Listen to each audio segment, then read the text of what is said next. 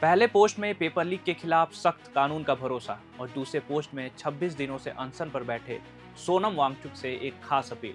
अपना अनशन खत्म कर दीजिए, आपकी सेहत जरूरी है।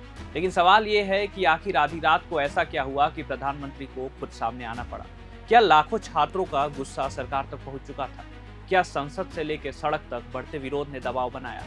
क्या सोनम वांगचुक के समर्थन में उतरे अभिनेता, खिलाड़ी, शिक्षाविद और देश भर के युवाओं की आवाज ने सरकार को बड़ा कदम उठाने पर मजबूर कर दिया? या फिर सरकार पहले से ही इस कानून की तैयारी कर रही थी और अब सिर्फ उसकी घोषणा का समय आया? आज कैबिनेट में सख्त एंटी पेपर लीक कानून पर मुहर लग सकती है, लेकिन उसके पीछे की पूरी कहानी इस वीडियो में जानेंगे। नमस्कार, आप देख रहे हैं प्रभात खबर और मैं हूं आपके साथ सौरभ शुक्ल। पिछले कई हफ्तों से देश भर में एक ही मुद्दा चर्चा में है, पेपर लीक। सड़कों पर छात्र थे, संसद में विपक्ष सरकार को घेर रहा था, जंतर मंतर पर प्रदर्शन जारी था और 26 दिनों से सोनम वांगचुक आमरण अनशन पर बैठे थे। इसी बीच कई सार्वजनिक हस्तियों, शिक्षकों और विभिन्न सामाजिक संगठनों ने भी छात्रों की मांगों का समर्थन किया।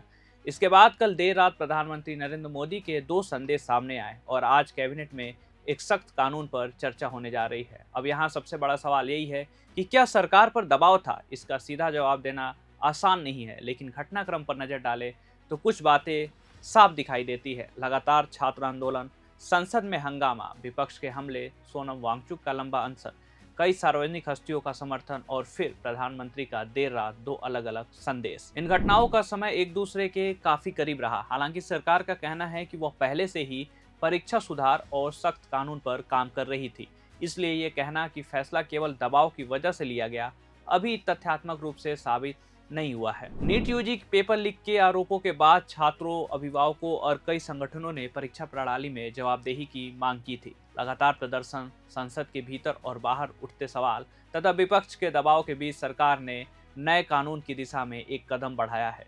प्रधानमंत्री नरेंद्र मोदी ने वीडियो संदेश जारी करते हुए कहा कि पेपर लीक ने लाखों छात्रों और उनके परिवारों को गहरा दुख पहुंचाया है। उन्होंने कहा कि दोषियों की गिरफ्तारी और कार्रवाई अभी पर्याप्त नहीं है। अब जरूरत है ऐसे कानून की जो भविष्य में इस तरह की घटनाओं को रोक सके। प्रधानमंत्री ने बताया कि उन्होंने अधिकारियों को फास्ट ट्रैक कोर्ट और कड़ी सजा के प्रावधान वाला विधेयक तैयार करने का निर्देश दिया था। मसौदा तैयार हो चुका है और आज कैबिनेट की बैठक में उस पर चर्चा होगी। सरकार का लक्ष्य है कि मानसून सत्र के दूसरे सप्ताह में इसे संसद में पेश किया जाए। हालांकि विधेयक का पूरा मसौदा अभी सार्वजनिक रूप से सामने नहीं आया, लेकिन प्रधानमंत्री के बयान और सरकारी संकेतों के अनुसार इसमें कुछ प्रमुख प्रावधान शामिल हो सकते हैं, जैसे कि पेपर लीक मामलों की सुनवाई के लिए फास्ट ट्रैक कोर्ट, दोषियों के खिलाफ और सख्त सजा, जांच और मुकदमों को तेजी से पूरा करने की व्यवस्था, परीक्षा प्रणाली में जवाबदेही बढ़ाने के लिए नए कानूनी प्रावधान। इन प्रस्तावों पर अंतिम फैसला कैबिनेट की मंजूरी और बाद में संसद की प्रक्रिया के बाद होगा। प्रधानमंत्री के संदेश के कुछ समय बाद सोनम वांगचुक ने अपना 26 दिन पुराना अनशन समाप्त करने की घोषणा की।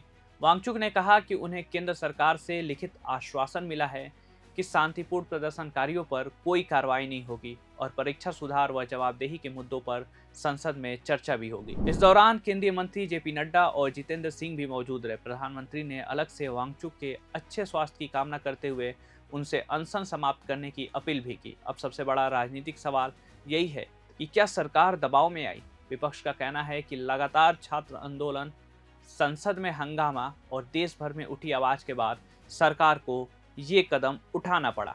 वही सरकार का कहना है कि वह शुरुआत से ही दोषियों के खिलाफ कार्रवाई कर रही थी और अब व्यवस्था को स्थायी रूप से मजबूत करने के लिए नया कानून ला रही है।